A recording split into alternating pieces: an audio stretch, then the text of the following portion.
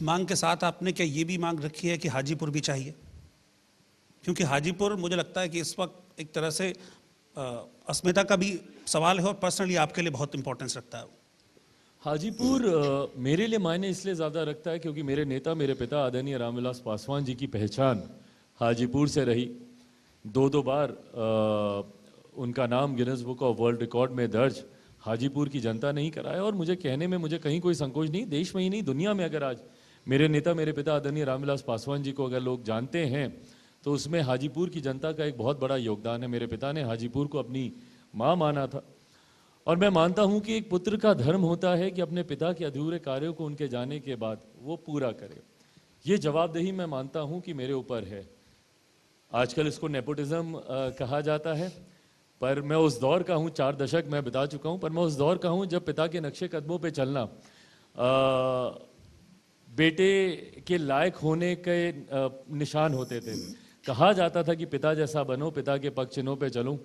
कब ये नेपोटिज्म बदल गया और कब पिता के पग चिन्हों पे चलना गलत हो गया मुझे पता नहीं चला। बट बहरहाल मैं मानता हूं, मैं उन्हीं संस्कारों में पला बड़ा हूं कि अपने पिता के अधूरे कार्यों को पूरा करने की जिम्मेदारी मैं मानता हूं कि मेरे ऊपर है। और ऐसे में इसी प्रयास को पूरा करने का कार्य मैं कर रहा हूं। हाजीपुर की सीट यकीनन मेरे लिए महत्वपूर्ण है और ये विश्वास है मुझे कि आने वाले दिनों में हाजीपुर लोकसभा से लोक जनशक्ति पार्टी रामविलास का ही प्रत्याशी चुनाव लड़ेगा। आप लड़ेंगे चुनाव हाजीपुर से या जमुई से लड़ेंगे? अंतोगत्वा ये फैसला पार्टी का संसदीय बोर्ड ही लेगा। फिलहाल जमुई का प्रतिनिधित्व कर रहा हूँ। 2 बार जमुई की जनता ने, जैसे पिताजी की पहचान हाजीपुर से रही, मेरी पहचान जमुई की वजह से है। 2 बार जमुई की जनता ने मुझे भारत की संसद में भेजने का काम किया। ऐसे में उनके प्रति भी मेरी जवाबदेही है। पर अंतोगत्वा पार्टी का संसदीय बोर्ड ही अंतिम फैसला लेगा कि जमुई से कौन लड़ेगा और हाजीपुर से कौन लड़ेगा।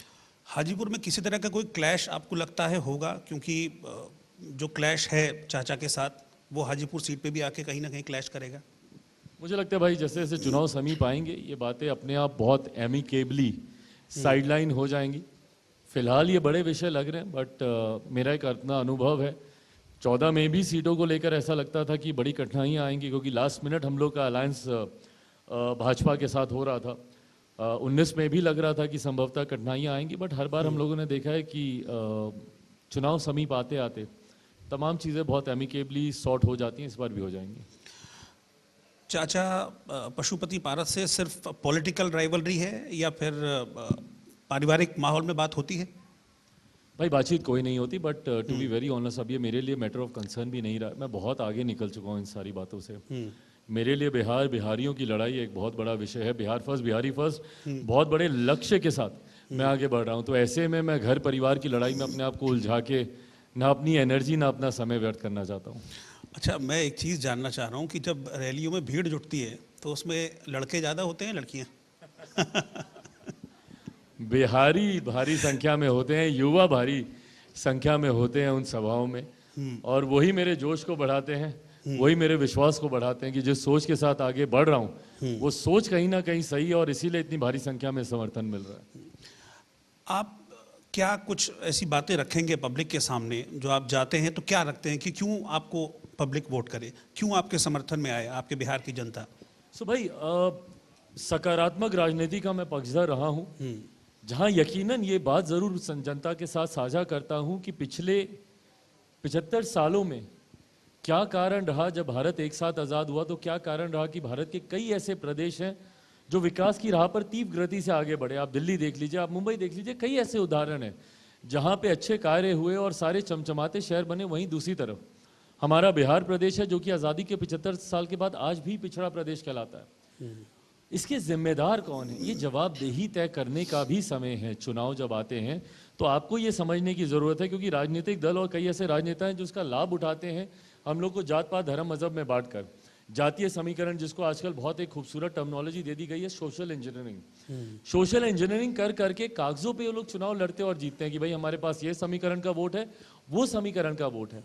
पर क्योंकि आपने कोई कार्य नहीं किया होता, आप विकास के नाम पर आप वोट नहीं मांगते, आप विकास के नाम पर आप चुनाव नहीं लड़ते। और यही कारण है कि आज़ादी के बाद से अभी तक जो लोग सत्ता में रहे वही लोग आज भी सरकार में।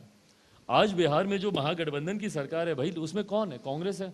लंबे समय तक सत्ता में कांग्रेस रही, लगभग 5 दशक से ज़्यादा बिहार में कांग्रेस सत्ता में रही, 1.5 दशक से ज्यादा हम लोगों ने राजद को हम लोगों ने बिहार में सरकार में देखा, और लगभग 2 दशक अब होने को आए हैं मेरे मुख्यमंत्री नीतीश कुमार जी बिहार में सत्ता में, और यही लोग आज की तारीख में बिहार सरकार का हिस्सा है।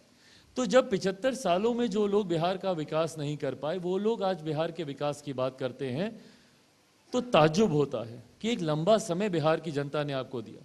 तो जहां ये बातें मैं जनता को याद दिलाता हूं, वहीं साथ में बिहार के विकास को लेकर जो मेरे नेता, मेरे पिता आदरणीय रामविलास पासवान जी ने बिहार फर्स्ट, बिहारी फर्स्ट का जो एक रोड मैप हम लोगों ने तैयार किया, वो जनता के साथ साझा करता हूं। भाई, मेरे पास शायद ही बिहार की कोई ऐसी समस्या है जिसका समाधान हम लोग के पास ना हो। बिहार में रेवेन्यू जनरेशन कैसे हो, प्रति व्यक्ति आय कैसे बढ़े, कृषि प्रधान प्रदेश है मेरा, किसानों के लिए क्या क्या करने की जरूरत है। भाई, मुझे ताज्जुब होता है कि मेरा प्रदेश, मैं कोई भविष्य वक्ता नहीं हूं, पर आज आपके इस मंच से मैं ये भविष्यवाणी करके जा सकता हूं कि आज से 6 महीने के बाद पुनः मेरा प्रदेश, आधा प्रदेश बाढ़ में डूबा होगा और आधा प्रदेश सुखाड़ से प्रभावित होगा। और ये निरंतरता में दशकों से हम लोग देखते आ रहे हैं, तो क्यों इसका स्थायी समाधान नहीं निकलता है।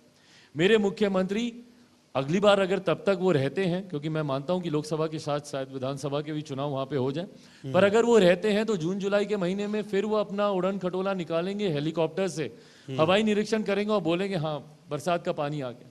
हर साल तटबंध बनते हैं, पहली बरसात में ही कटाव का पानी घरों में घुसने लग जाता है। क्यों इसका स्थायी समाधान नहीं निकलता है? क्यों लिंकिंग ऑफ द रिवर्स की योजना पे हम लोग काम नहीं करते?